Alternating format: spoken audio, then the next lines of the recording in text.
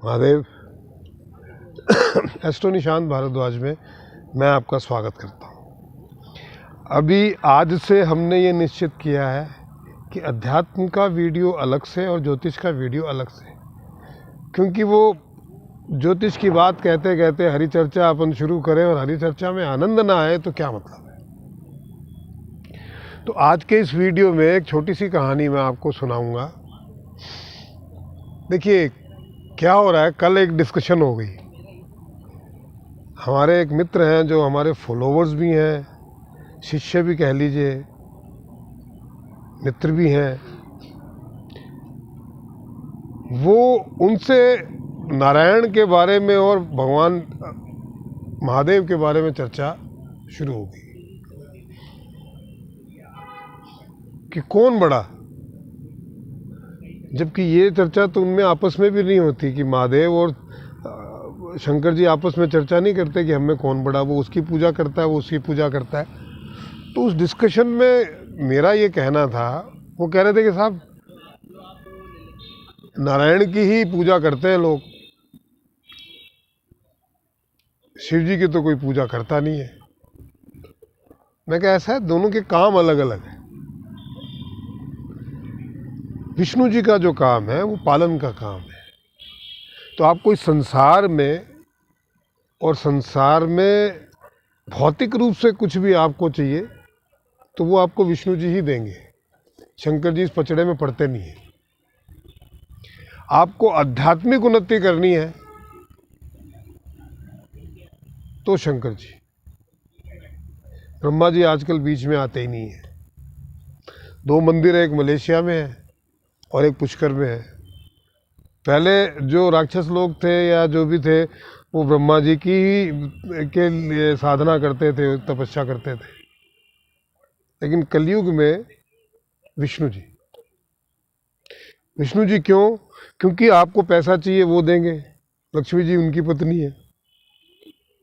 ठीक है, संसार के पालन में या आपकी महत्वाकांक्षाओं की पूर्ति के लिए गाड़ी चाहिए, विष्णु जी देंगे।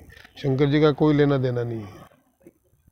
तो सबके काम अलग अलग है, डिपार्टमेंट अलग अलग है। आप अपने घर के विष्णु हैं। अगर आप अपने घर के पूरे परिवार का लालन पालन करते हैं तो आप घर के विष्णु हैं, और पूरे विश्व के विष्णु मिलके एक महादेव का चयन करते हैं। तो दोनों के काम अलग हो गए ना।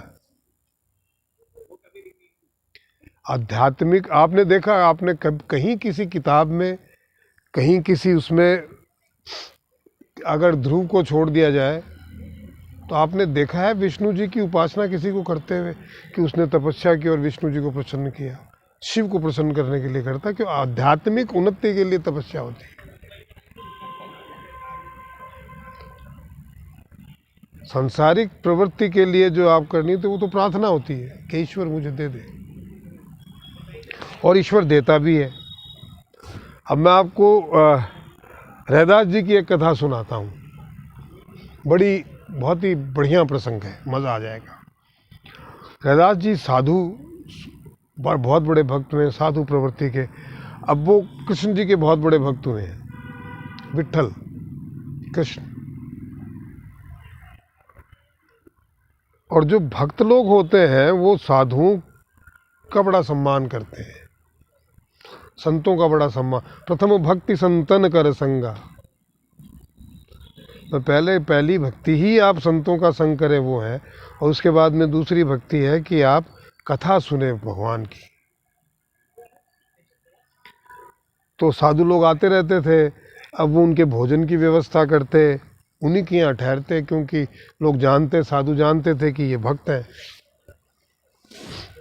घर वाले बड़े परेशान थे उनसे, धन था नहीं, ऐसा तो कोई काम वो नहीं करते थे भगवान की भक्ति के अलावा। बनिए उधार नहीं देते थे, क्योंकि कई बार ले चुके थे, चुकाए नहीं। एक दिन जो है संत आ गए। अब रैदास जी ने बड़ा उनका मान सम्मान किया और जल वगैरह पिलाया, और पत्नी से आके बोले कि कैसे करें। अच्छा, उनकी पत्नी बहुत बहुत ही भगवान की भक्त थी वो, और हर हृदय से उनका साथ देती थी। इसलिए आप भक्ति कर पाते हो, नहीं तो बहुत आदमी फिर विरक्त हो जाता है, चला जाता है। वो एक्चुअली आप संसार से भाग के अगर भगवान की तरफ जाते हो तो भगवान भी आपको स्वीकार नहीं करता। तो पत्नी ने कहा अब रुको, मैं कहीं ना कहीं जुगाड़ करके लाती हूँ, अब संत आए, इनको तो खिलाना पड़ेगा। वो रैदास जी की माता जी के पास पहुँच गई और माता जी से कहने लगी कि मुझे आपकी मदद की ज़रूरत है। माँ ने भी सोचा कि भाई हमने आज तक इनकी कोई मदद की नहीं है, पहली बार मांगने आई है, तो कर देते हैं, क्या चाहिए बोलो। तो रैदास जी की पत्नी ने कहा कि माता जी मुझे एक शादी में जाना है और मेरी आपसे ये विनती थी कि आपका जो हार है सोने का वो मुझे दे दीजिए, मैं शादी से आऊँगी आपको आके लौटा दूँगी। अब माता जी ने भी सोचा 2-4 घंटे के लिए लेके जा रही है, उसमें क्या हर्जी क्या है। और माता जी ने कहा भी ध्यान से ले जाना, घुमा मत देना। ठीक है जी बोल के ला के रैदास जी को दे दिया, बोला ये बनिए के पास गिरवी रख दो और उससे कुछ धन ले आओ तो संतों को अपन खाना खिलाएं। रैदास जी ने जाके बनिए के पास गिरवी रख दिया, संतों को खाना वाना खिलाया। सोचा 2-1 दिन में धन का बंदोबस्त करके बनिए को दे देंगे, 2-4 दिन में इधर उधर से, और माता जी को जो है हार वापस दे देंगे। दूसरे ही दिन जो है माता जी गालियां बकते हुए आई, दरवाज़ा खटखटाया, दरवाज़ा खोल। और संत रैदास ने दरवाज़ा खोला तो उन्होंने उल्टा सीधा कहना शुरू कर दिया, तू तो बड़ा नालायक है, तू अपने आप को संत कहता है, भक्त कहता है, और तू झूठ बोलता है, तेरी पत्नी झूठ बोलती है। बोला उसने मुझसे हार लिया कि शादी में जाना है और ले जाके बनिए को गिरवी रख दिया, ये तो भला उस बनिए का उसने मुझे बता दिया। तो रैदास जी माता जी के चरणों में पड़े, बोला नहीं नहीं ये ढकोसले करने की ज़रूरत नहीं है। बोला माता जी मैं 2-3 दिन में कहीं से भी पैसे का बंदोबस्त करके आपका हार छुड़ा के ला दूंगा। बोले मैं तेरी किसी बात पे विश्वास नहीं करती, पूरे गांव का कर्जा कर रखा है तूने, यहाँ ये मुड़ों को जो है, जो फकीरों को यहाँ पे घर में बैठाए रखता है, अपना तो सब लुटा दिया, अब हमारा मेरा लुटाने पे तुला हुआ है, और पता नहीं क्या क्या कहा। बोला मैं 2 दिन का समय दीजिए आपको ला दूंगा।